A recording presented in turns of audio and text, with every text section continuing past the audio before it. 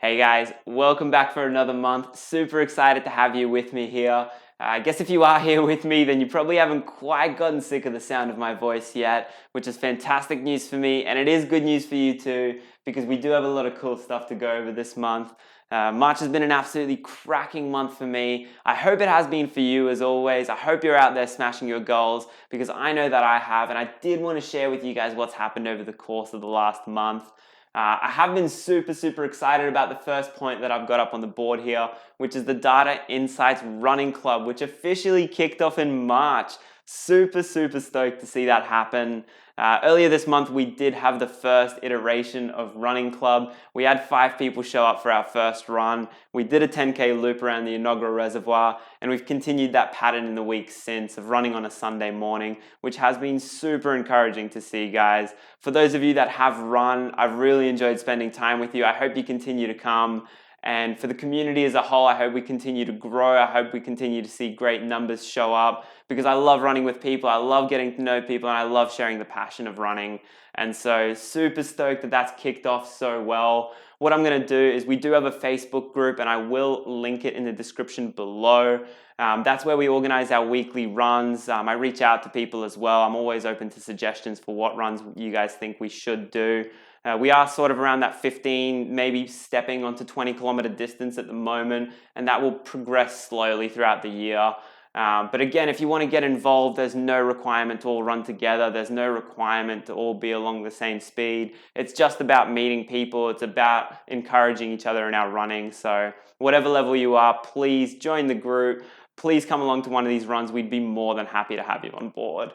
Moving on from there, what else has happened this month? I have registered for the Blackall 100 race officially. And so I'm super stoked about that. I'm a little bit scared about that. It's actually made this whole thing a little bit more real again, which has been good because it has been that extra little bit of motivation for my training. So that's been nice. On top of that, I've also registered for the Gladiator 21K, which is a race run on the Sunshine Coast in May. So that should be a good fun one. People dress up as gladiators for that one, so it should be some really sort of interesting footage. I think I'll probably do a little bit of a vlog out there, so that should be fun for you guys to see as well. Then the next one is one that I want to jump into in a little bit, which is the new running gear that I've currently got. As training has intensified, I have really put more emphasis on researching and trying to get the right gear for the long-term training and then eventually the race. And there's an interesting conversation there that I want to have around footwear, but we'll leave that for now, because the first thing that I want to jump into, as you guys know, is the thing that I'm very passionate about, which is the data that's driving everything I'm doing. And over the last couple of months, I have mentioned that we will move into an expanded reporting world with a little bit more detail around my running, and I've taken the first step this month and configured a run details report. And so without wasting any more time, let's dive into the data and let's have a look at my runs. Alrighty guys, so what we're looking at here is the first iteration of the run details report, and the whole point of this report is to try and dive into each individual run in a little bit more detail and try and extract as much useful information as we can out of it, which is eventually going to inform the steps that I take to run that 100-kilometer run. So obviously the more I can understand about each individual training session, the better I can tailor the next one to myself and make sure that I'm getting the most bang for buck out of each individual run. And so what I wanted to do is jump through it, show you guys how I use the report, how I'm using it to my benefit to try and inform those steps, and give you a little bit more context about how I'm using this data. So starting right from the top left, we can see a whole bunch of pretty standard information that you'd probably come to expect from a running report, which is your pace, your elevation, your heart rate, and your cadence. All those standard factors which you have seen before, because of course they're super important when you're analyzing a run. So we do have that information there. On top of that, we've stacked the minutes per K, elevation, and average heart rate graphs on top of each other.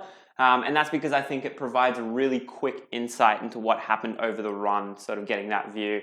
So as we look at this run, which was on the 12th of March, for example, we've got the elevation, which took a massive dive throughout the 6th kilometer, and we can see that my heart rate and my minutes per K went down as well. So it does just contextualize the training really quickly. And so does the equipment, which you can see in the left bottom corner. I did want to have that there so at a glance I could sort of see what I trained with throughout the course of that run. And so again, when I'm trying to sort of analyze how my performance was, whether I got injured, was there any problems, having the equipment there, especially when I experiment with new types of shoes and vests and compression pants, it is going to be good to have that there to understand whether it did make a difference and whether that was positive or negative, and most importantly, whether I should be using that equipment in future runs. So that's good to have there. On top of that, we've got the zones, which I've been using a little bit more to try and inform my training. These are the Garmin heart rate zones that I'm using, so you might be pretty used to seeing the 5-zone system. What I'm trying to do is aim for a little bit more in zone 3 in most of my training. Zone 3 is sort of very sustainable. It means that you're less likely to get injured, you're more likely to be able to continue training longer, and so that's sort of where I'm aiming to hold most of my training. At the moment, for this run, for example, is 61% in that zone. Overall for my training, I'm aiming at 80% in that zone or below. So hopefully we clean that up a little bit and we get a little bit closer towards that goal, but it is good having that there as a snapshot. On top of that, I've done my splits a little bit differently to other systems that you might have seen before. I think that this is really good at getting a quick snapshot and getting a little bit more detail that's usually offered. What I've done is I've actually broken down the kilometers by terrain as well as the actual splits. So each kilometer is labeled with, was it concrete, trail, gravel, what was the run actually done on? Because I think that has a big influence on performance, on injury rates, on a whole bunch of stuff. So for me, it's important to have that detail there, and I'm happy to put the data in to get the insights out of it. Moving on, we've got the elevation gain and loss, which again, I've done a little bit differently. I've got these icons sort of popped up against them, and they're meant to give you a really quick picture into the difficulty of the kilometer. And so the way that they're working is off some little buckets. And so the way that the buckets work is if the gain or loss within that kilometer was either 0 to 20 meters, it will show a little green icon. If it's 20 to 50, it will show yellow. And if it's 50 plus, it will be red to just indicate the difficulty. And so you can sort of get a really quick picture. If you've got two green icons next to each other for the gain and then the loss, it should be a very easy kilometer, and that should then be reflected in the time that I got for that kilometer, which is shown basically within this column, and the greener the cell, the faster the time. And so 2 green cells for elevation gain and loss, and a fairly quick kilometer, I guess, for this run at 5:31. Whereas on the other side, if we see one with 2 yellows, so it's a little bit steeper, both up and down, we can see that the time was a little bit slower at 5:57. So again, that's good to get a really sort of quick insight into where the run went. I really like that one. I think I'm going to use it a fair bit going forward, so I'm pretty happy with how that's come out. But on top of that, the last little bit that I wanted to show you guys is the injury table. And thank all things good that there's no injuries sitting there, because we're trying to avoid them at all costs, of course. But it does sort of allow me to see what's happened throughout the course of a run if I do get hurt. I think in the long term, as we aggregate the data and we look at some trends across weeks, months, and as the training schedule goes on throughout the year, seeing the trends of injury is going to be the most important, or one of the most important things, because obviously we want to do anything to avoid injury as sort of we're training for that 100K.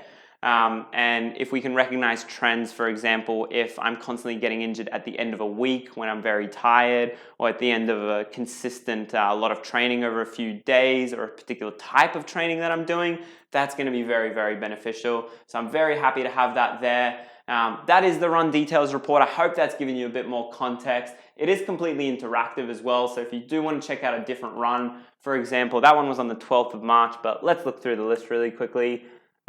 If we jump to the 21st, for example, which was a 16K, you can see all the information change, and probably the most significant change that you can see right off the bat is the equipment, which has changed a fair bit, and I did want to dive into a conversation around that because I have gotten a little bit more intense in the research that I've put in to try and get the best equipment. So let's have a look at what's happened there.